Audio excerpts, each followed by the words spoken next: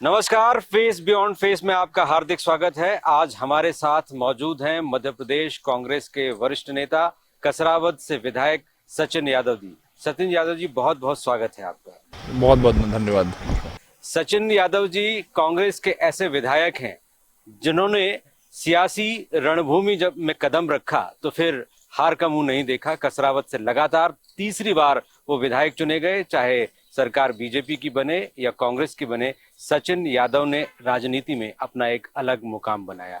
यदि पारिवारिक पृष्ठभूमि की बात करें तो पिता सुभाष यादव जी मध्य प्रदेश की राजनीति में सहकारिता के जनक माने जाते हैं। कृषि विभाग उन्होंने भी देखा, उप मुख्यमंत्री भी रहे दिग्विजय सिंह शासनकाल में, और मध्य प्रदेश कांग्रेस के प्रदेश अध्यक्ष रहे। भाई अरुण यादव केंद्र में मंत्री रहे, और सचिन यादव स्वयं मध्य प्रदेश सरकार में कमलनाथ के कार्यकाल में कृषि मंत्री रहे।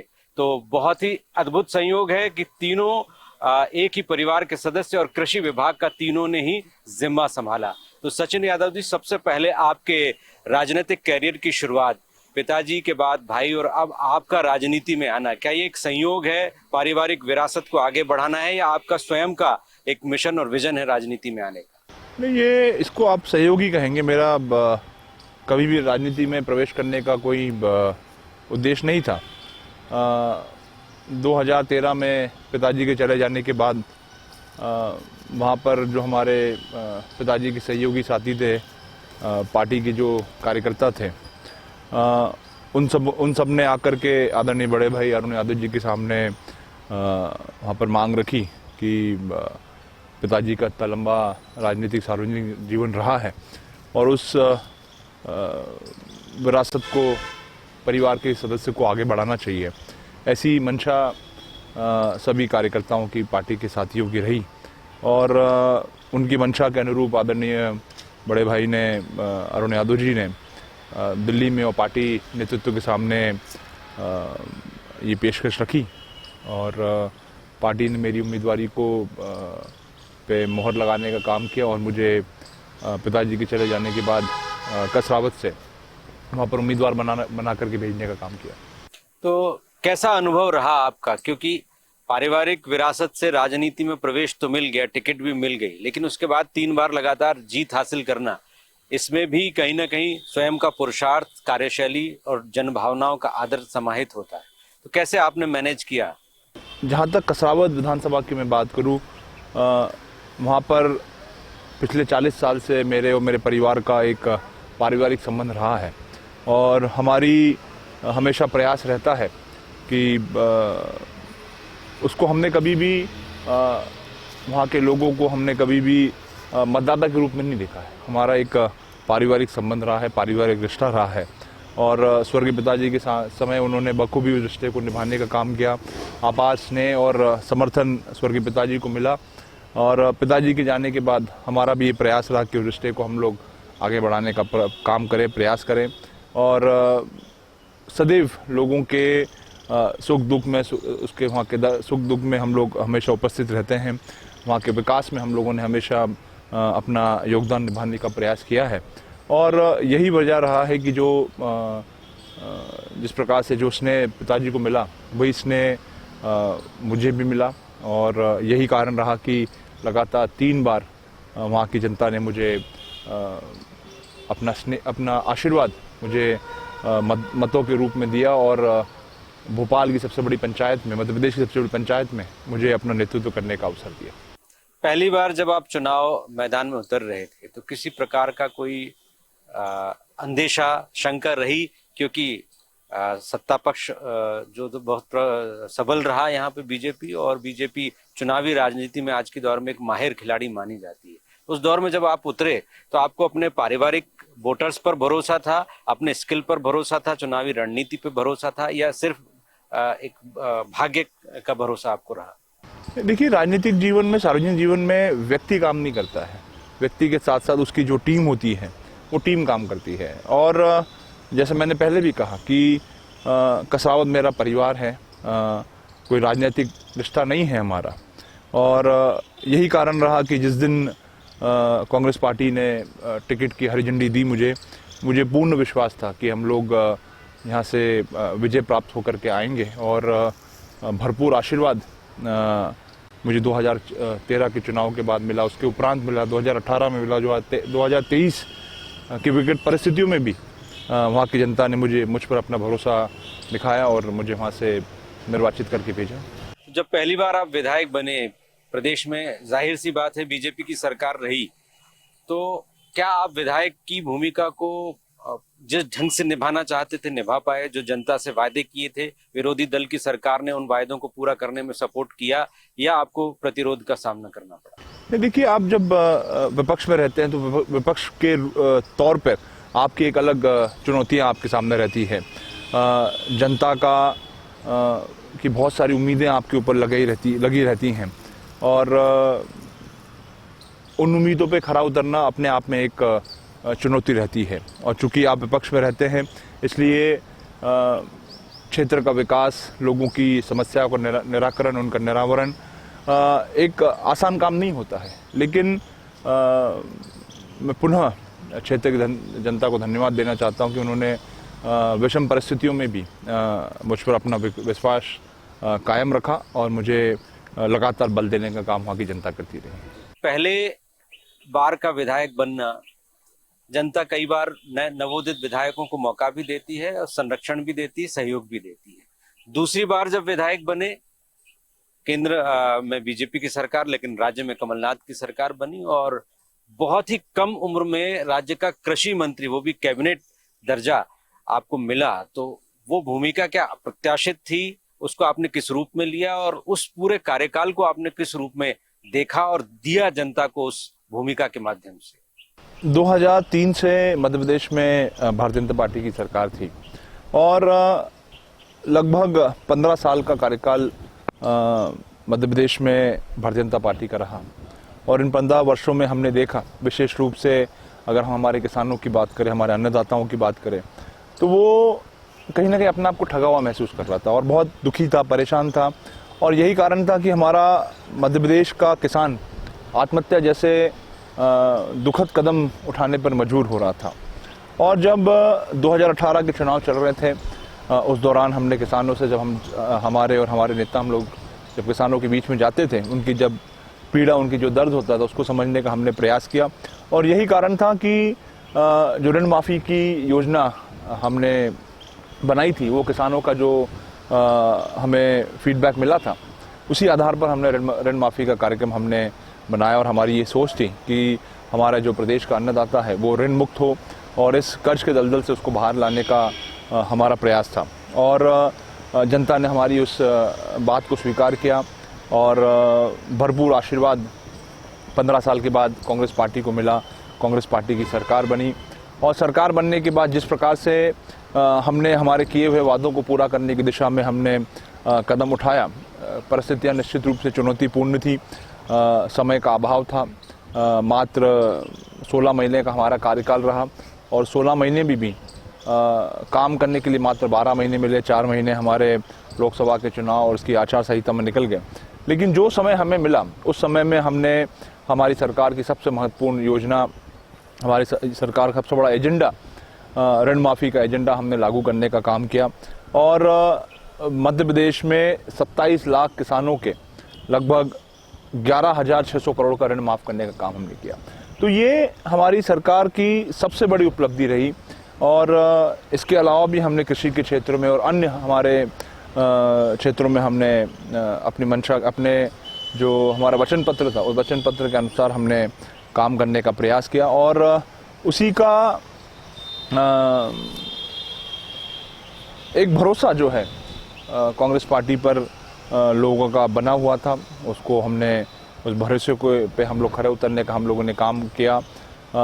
और मैं समझता हूँ कि मैं कांग्रेस पार्टी को भी धन्यवाद देना चाहता हूँ, हमारे जो शीर्ष नेतृत्व उनको धन्यवाद देना चाहता हूँ, आदरणीय राहुल गांधी जी का धन्यवाद देना चाहता हूँ, जिन्होंने मुझ जैसे युवा को कृषि विभाग जैसे महत्वपूर्ण विभाग, सबसे बड़ा विभाग, अगर जो सीधे प्रदेश की जनता से जुड़ा हुआ विभाग था, उस विभाग की जिम्मेदारी देने का काम किया। और सबके आशीर्वाद से उस अल्प समय में हमने कृषि विभाग को बहुत अच्छी तरह से हमने चलाने का काम किया। और सारे जो काम किसानों के उत्थान और कल्याण के लिए हो सकते थे, उन सारे कामों को हमने पूरा करने का प्रयास किया। पर उस वक्त बीजेपी ने लगातार ये मुद्दा उठाया कि छलावा किसानों के साथ हुआ है, कर्ज माफी हुई नहीं, कई तरह की बातें हुई। सच्चाई क्या है? वाकई जो वादा आपने किया था वो वाकई हुआ या सिर्फ सतही तौर पर ही लोगों को राहत मिली? देखिए, समय समय पर जब जब भारतीय जनता पार्टी या उनके नेतृत्व में के लोगों ने उनके प्रदेश के बड़े नेताओं ने भी जब तक ऋण माफी को लेकर के प्रश्न उठाए, हमने मैं सबूत के सारे प्रमाणों के साथ में, तथ्यों के साथ में वो सारे प्रमाण भारतीय जनता पार्टी के लोगों को हमने देने का काम किया। और सिर्फ आम किसान ही नहीं, हमने तो प्रदेश के, यहाँ तक कि भारतीय जनता पार्टी के कई नेताओं के परिजनों के भी हमने ऋण माफ़ करने का हमने काम किया। और भारतीय जनता पार्टी का जो झूठ है वो झूठ उस दिन पकड़ा गया जब विधानसभा में, जब हमारी सरकार इन्होंने चुरा ली, उसके बाद जब विधानसभा में एक प्रश्न लगा, जब भारतीय जनता पार्टी की सरकार चुराई हुई सरकार उनकी बनी, और उसमें सरकार ने इस बात को स्वीकार किया कि कांग्रेस के टाइम पे ऋण माफ़ी हुई, और उन्होंने जो आंकड़े हैं उन आंकड़ों पर भी उन्होंने अपने उत्तर में उसको प्रमाणित करने का काम किया। जो आंकड़े हम लगातार सार्वजनिक मंचों से कहते आए, 27 लाख और 11,600 करोड़ को, उसको प्रमाणित करने का काम उस प्रश्न के जवाब में उन्होंने किया था। अब सवाल ये आता है कि आप कह रहे हैं कि कर्ज माफी हो रही थी, सरकार अपने वचन पत्र पर आगे बढ़ रही थी, लेकिन वही सहयोगी जो आज बीजेपी के साथ सत्ता में कैबिनेट में बैठे दिखाई दे रहे हैं, वही आपके खिलाफ जाने की तैयारी कर रहे थे। कहीं कोई आशंका, कहीं कोई कुशंका, कोई ऐसा माहौल आपको नहीं दिखाई दे रहा था कि आपके ही कुछ साथी जो आपके साथ बैठे हुए हैं वो धोखा करने वाले? नहीं, ऐसा, क्योंकि सरकार बहुत अच्छे तरीके से काम कर रही थी। विषम परिस्थिति में हम लोग सरकार को उसकी मंशा के अनुसार, जनता की मंशा के अनुरूप हम लोग अपना काम करने का प्रयास कर रहे थे। लेकिन जिस प्रकार से जो सरकार की कार्यप्रणाली को देख करके जो एक पूरे प्रदेश में एक वातावरण बन रहा था, और जिस प्रकार से सरकार की दिन पर दिन जो लोकप्रियता है, वो लोकप्रियता लगातार बढ़ती जा रही थी। और मैं समझता हूँ कि यही एक कारण रहा कि कुछ लोगों को ये बात स्वीकार नहीं हुई, और कुछ लोगों के अपने निजी स्वार्थ हैं, व्यक्तिगत स्वार्थ हैं। उन व्यक्तिगत स्वार्थों के कारण एक चुनी हुई सरकार को, एक जनादेश प्राप्त हुई सरकार को लोगों ने अपने निजी स्वार्थों के आगे उसको बोना साबित करने का काम किया, और भारतीय जनता पार्टी के लोगों के साथ मिलकर के एक षड्यंत्र रचा, और षड्यंत्र के तहत हमारी लोकतांत्रिक प्रक्रिया के तहत चुनी हुई सरकार को गिराने का काम किया। आपको भी कोई ऑफर या कोई संदेश मिला कि आप भी आइए और आप भी नई सरकार में शामिल होइए, इस एजेंडे का हिस्सा बनिए? नहीं, मुझे किसी प्रकार का कोई ऑफर मुझे नहीं मिला, क्योंकि हम लोग तो एक हमारे एक पारिवारिक हमारी पृष्ठभूमि रही है, और स्वर्गीय पिताजी के ज़माने से एक सच्चे कांग्रेस के सिपाही के नाते हमारा हमेशा हमारी कांग्रेस के प्रति हमारी जो मंशा रही है, हमारे कांग्रेस के प्रति हमारी जो विचारधारा है, हमारी सोच है, मैं समझता हूँ वही कारण से किसी ने हिम्मत नहीं दिखाई कि हमें आकर के इस तरह के कोई ऑफर देने का काम करें। तो इसमें कांग्रेस की कोई कमजोरी या नेतृत्व की, कमलनाथ जी की कोई कमजोरी नहीं मानते कि वो सरकार को सही ढंग से नहीं चला पाए? नहीं, मैं नहीं मानता। आदरणीय कमलनाथ जी, मैं कई मंचों से मैंने इस बात को भी कहा है, और मैं लगातार इस बात को दोहराता भी आता हूं कि आदरणीय कमलनाथ जी जैसे अनुभवी व्यक्ति हमारे मध्य प्रदेश को मिलना हम सबके लिए बड़ा सौभाग्य की बात है। वो ना सिर्फ प्रदेश स्तर के नेता नहीं थे, वो ना सिर्फ राष्ट्रीय स्तर के नेता नहीं थे, वो एक अंतर्राष्ट्रीय स्तर के वो नेता थे। और उन्हीं के अनुभव के नाते हम लोग इतने अल्प समय में इतनी तेज़ी से, इतनी गति से हम लोग, हमारी सरकार हमारी काम कर रही थी।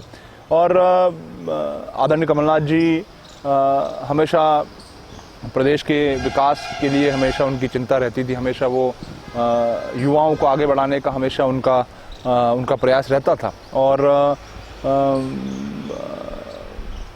मैं नहीं समझता हूँ कि उनके कहीं जहन में इस तरह की कोई बात होगी कि जहाँ पर इस तरह का कदम जो है सरकार में बैठे हुए, पार्टी में बैठे हुए एक बहुत ही महत्वपूर्ण व्यक्ति इस तरह का निर्णय और फैसला लेगा, ये इसकी कल्पना ना तो कमलनाथ जी ने करी हो, ना ही कांग्रेस के एक आम व्यक्ति आराम से की होगी। एक और बात आती है कि जब सहानुभूति थी, चुनी हुई सरकार को चुना गया, धोखे से गिराया गया, तो अगले चुनाव में जब 3 साल बाद हुआ तो जनता का व्यापक समर्थन क्यों नहीं मिला?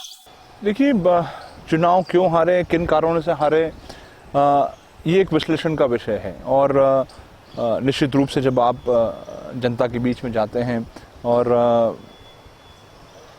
जब आप अपनी बात रखते हैं, अपने विचार रखते हैं, अपनी सरकार के आगामी एजेंडे को आप लोगों के बीच में रखते हैं, अपना जो वचन पत्र होता है, आपका घोषणा पत्र होता है, वो जब आप लोगों के बीच में रहते हैं तो उस आधार पे आपको जनादेश मिलता है। तो मैं समझता हूँ कि कहीं ना कहीं हमारी इस बीच में हमारी कोई कमी रही होगी, हमारे संवाद में कहीं कमी रही होगी, हमारे प्रचार प्रसार के माध्यमों में कहीं ना कोई चूक हुई होगी, हमारी स्ट्रैटेजी में कोई चूक हुई होगी, और इसी कारण से जो जनादेश हमको मिलना चाहिए था वो जनादेश हमको नहीं मिल पाया।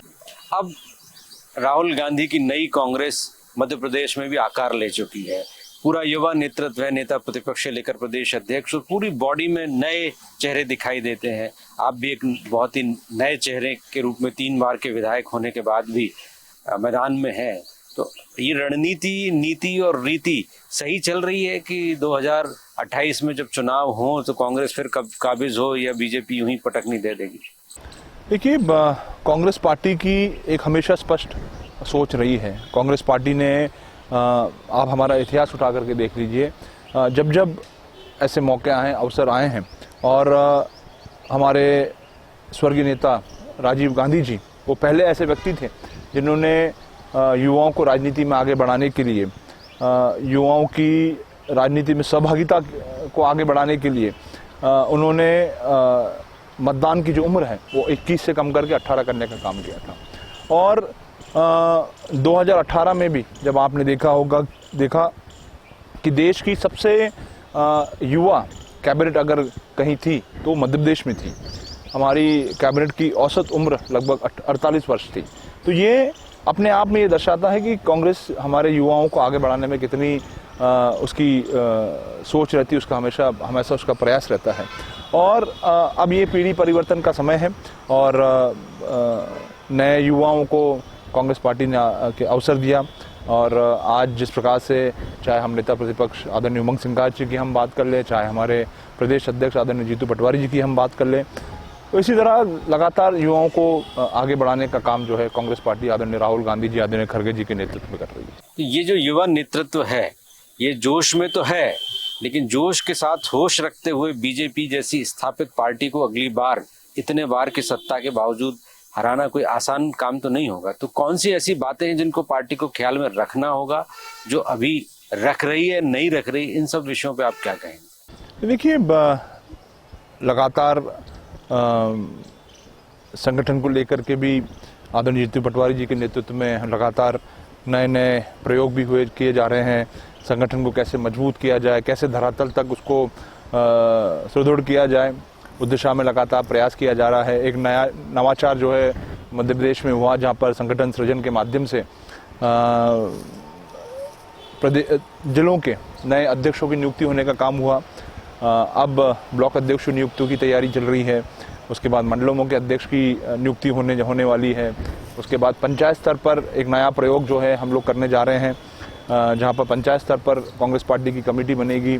उसके बाद बूथ लेवल तक की जो कमेटियाँ होंगी। तो ये एक जो संरचना है, संगठनात्मक संरचना है, उसको मूर्त रूप देने का काम किया जा रहा है। जहाँ जहाँ जो कमियाँ हैं उन कमियों को आइडेंटिफाई किया जा रहा है और उनमें सुधार लाने का काम जो है किया जा रहा है। और उसी प्रकार से अगर हम सदन के अंदर की बात करें तो जिस आक्रामकता से हमारे नेता आदरणीय उमंग सिंघार जी लगातार सत्ता पक्ष को घेरने का काम कर रहे हैं, सरकार को घेरने का काम कर रहे हैं, जनता से जुड़े हुए लगातार जो विषय हैं उन विषयों को उठाने का काम कर रहे हैं, और जो नीतिगत निर्णय और फैसले जहाँ पर कमी दिख रही है, जहाँ पर सरकार को कटघरे में खड़ा करना चाहिए, उसको कटघरे में खड़ा करने का काम कर रहे हैं। तो ये नए नए प्रयास, नए नए प्रयोग भी जो है लगातार सदन के अंदर, सदन के बाहर भी आदरणीय उमंग सिंघार जी के द्वारा किए जा रहे हैं। और मैं समझता हूँ यही सारी बातें हैं, वजह हैं जो आने वाले वक्त में सरकार बनाने के लिए भी और संगठन को भी खड़ा करने के लिए बहुत अहम साबित होंगे। और कहीं ना कहीं इतने वर्ष जो भारतीय जनता पार्टी की यहाँ पे सरकार रही, एक अक्खड़पन जो है आज सरकार में हमको देखने को मिलता है। जनता से जो दूरी है, सरकार और जनता के बीच की दूरी है, वो दूरी हमको आज देखने को मिलती है। और कहीं ना कहीं यही कारण जो है आने वाले समय में सरकार के पतन के होंगे। और मुझे उम्मीद है कि आज जिस प्रकार से हर वर्ग जो दुखी है, परेशान है, चाहे हम किसानों की बात कर लें, चाहे हम नौजवानों की बात कर लें, चाहे हम सरकारी कर्मचारियों की हम बात कर लें, चाहे महिला सुरक्षा की हम बात कर लें, तो ऐसे विभिन्न विषय हैं, विभिन्न वर्ग हैं जो सरकार की कार्यप्रणाली से नाराज हैं। तो आपने अपने नेतृत्व की काफी तारीफ की। आपको लगता है कि जीतू पटवारी के नेतृत्व को यूं ही चुनावों तक जारी रखा जाए तो जीतू पटवारी में वो मादा है कि अगले बार सत्ता आए तो उसमें एक महत्वपूर्ण भूमिका प्रदेश अध्यक्ष के रूप में वो निभाते रहें? नहीं, निश्चित रूप से जिस प्रकार से आदरणीय जीतू पटवारी जी जो काम कर रहे हैं, आप देखें किस प्रकार से वो लगातार पूरे प्रदेश भर का दौरा करने का काम कर रहे हैं, प्रयास कर रहे हैं, हर ब्लॉक स्तर तक पहुंचने का प्रयास कर रहे हैं, हर कार्यकर्ता तक कांग्रेस की विचारधारा को पहुंचाने का। और जिस प्रकार, जिस बेबाकी से, जिस निडर भाव से वो अपनी बात रखते हैं, मैं समझता हूं कि वो अपने आप में एक बहुत बड़ी बात है। और युवा होने के साथ साथ, जोश के साथ साथ उनमें उनकी जो कार्य क्षमता है, वो कार्य क्षमता भी उनकी जो प्रतिभा, उनकी छवि है, उस छवि को निखारने का काम करती है।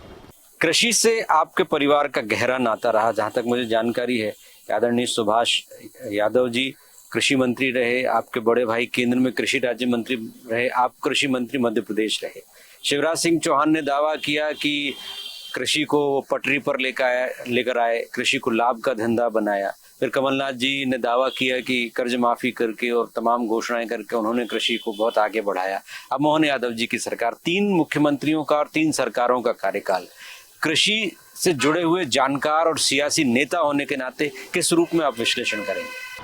जहाँ तक मध्य प्रदेश में कृषि की हम बात करें और किसानों की हम बात करें, तो इसकी शुरुआत स्वर्गीय पिताजी के ज़माने में हुई। स्वर्गीय पिताजी हमेशा एक बात कहते थे कि किसानों का उत्थान और कल्याण तब तक नहीं हो सकता जब तक किसानों के खेतों में या किसानों के पास सिंचाई के साधन नहीं होंगे। और उसी मूल मंत्र को उन्होंने अपनाया। उनकी जो सोच थी, उनकी विचारधारा थी, उसको धरातल पर उतारने का काम उन्होंने किया। और उसी दिशा में उन्होंने 1984 में स्वर्गीय इंदिरा जी को भिकनगांव में ला करके इंदिरा सागर परियोजना की आधार रखने का काम किया। और जब उन्हें प्रदेश में उप मुख्यमंत्री बनने का मौका मिला, एनवीडीए विभाग उनके पास में था, सिंचाई विभाग उनके पास में था, सहकारिता विभाग उनके पास में था, तो इन विभागों के माध्यम से उन्होंने सिंचाई के जाल को फैलाने का काम किया। और सिर्फ इंदिरा सागर परियोजना तक सीमित नहीं थे, उन्होंने नर्मदा वैली डेवलपमेंट अथॉरिटी के माध्यम से पूरे प्रदेश में बहुत बड़े बड़े डैमों के निर्माण करने का काम उन्होंने किया। ओंकारेश्वर परियोजना की, ओंकारेश्वर का जो डैम था, उसकी आधारशिला कांग्रेस के ज़माने में रखने का काम हुआ। तो ये वो दौर था जहाँ पर किसानों के लिए जो मूलभूत आवश्यकता थी, उस दिशा में उसका काम उन्होंने करा। और जिस प्रकार से उन्होंने सहकारिता के क्षेत्र के माध्यम से गांव-गांव में जो सोसाइटियों की स्थापना करने का काम किया, जिसके माध्यम से किसानों को आसान ऋण मिले, किसानों को आदान मिले, उनको समय समय पर खाद और बीज की उपलब्धता हो। ये हमारे मध्य प्रदेश में किसानों के जो विकास है, उस विकास की अगर सही मायने में आधारशिला हम लोग कहें तो वो आधारशिला स्वर्गीय पिताजी ने रखी थी। यादव नेतृत्व की बात करें तो यादवों की सियासत में एक महत्वपूर्ण भूमिका रही है, लेकिन बीजेपी ने तो नहले पे दहला मार दिया, डॉक्टर मोहन यादव को मुख्यमंत्री बना दिया। तो कांग्रेस की यादव पॉलिटिक्स को कहीं ना कहीं कमजोर तो किया है बीजेपी। देखिए ये सियासत है। जब जब जैसे जैसे समीकरण बनते हैं वैसे वैसे निर्णय और फैसले जो है प्रदेश स्तरीय बड़े नेता और केंद्र स्तरीय नेता अपने पार्टी की और लोगों के ख्यालों के हिसाब से पार्टी के में आपसी जो विचार विमर्श होते हैं उन विचार विमर्शों के अनुसार निर्णय और फैसले लेते हैं और उस आधार पर जो है किसको आगे बढ़ाना है, किसको किस जगह पे पहुंचाना है, ये सारे निर्णय और फैसले होते हैं। अब आपके कृतित्व आपके विधानसभा क्षेत्र पर आते हैं, समय की सीमा है। विधानसभा क्षेत्र पर एक विधायक के रूप में आपने क्या छाप छोड़ी है ये तो जनता बताएगी, लेकिन आप स्वयं कहाँ महसूस करते हैं जिन अपेक्षाओं के साथ जनता 3 बार से चुन रही है? आप कुछ बड़े काम कर पाए हैं क्योंकि विरोधियों की सरकार ज्यादा रही। देखिए निश्चित रूप से हमारे विधानसभा क्षेत्र में हमने बहुत सारे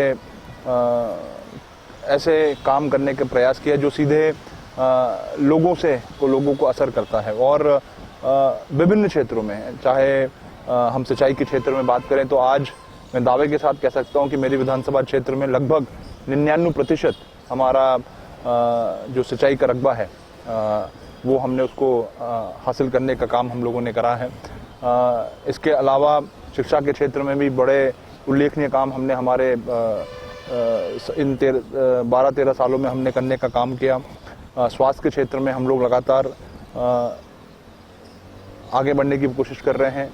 अभी भी बहुत सारा कार्य उसमें होना बाकी है और जहाँ तक बड़ी योजनाओं की बात है तो लगभग एक बड़ी योजना निमरानी सामूहिक नल जल योजना के माध्यम से लगभग 120 गांव से अधिक गांवों को मां नर्मदा का शुद्ध पेयजल जो है पहुंचाने का काम, उसकी योजना पर कार्य चल रहा है और मैं समझता हूं कि अगले 1-1.5 साल में मां नर्मदा का पानी, जिस प्रकार से स्वर्गीय पिताजी ने मां नर्मदा का पानी किसानों के खेतों में पहुंचाने का काम किया था, उसी प्रकार से मां नर्मदा का पानी जो है हम लोगों के घरों तक पेयजल के लिए पहुंचाने का काम हम लोग कर रहे हैं। आखिरी सवाल, राजनीति में कोई भी चीज प्रत्याशित नहीं होती, फिर भी आप आने वाले समय में अपने स्वयं के लिए और अपने बड़े भाई जिन्होंने आपको उंगली पकड़कर सियासत में आगे बढ़ाया, अरुण यादव जी के लिए क्या भूमिका, क्या स्थान और किस तरह की संभावनाएं देखते हैं? हम लोग तो दोनों कांग्रेस पार्टी के एक छोटे छोटे सिपाही हैं और हमारे जो भाग्य है, हमारे भाग्य का फैसला हमारे नेता आदरणीय राहुल गांधी जी, हमारे अध्यक्ष आदरणीय खड़गे जी, ये लोग हमारे भाग्य का फैसला करेंगे और जहां पार्टी को आवश्यकता होगी, जहां पार्टी को ज़रूरत होगी, वो हमारी क्षमताओं का इस्तेमाल करने का काम करेगी और जब जब पार्टी को जो जो आवश्यकता पड़ेगी, जो निर्देश पार्टी की तरफ से आएंगे, उन निर्देशों को पूरा करने का काम हम लोग करेंगे। जी, बहुत बहुत धन्यवाद।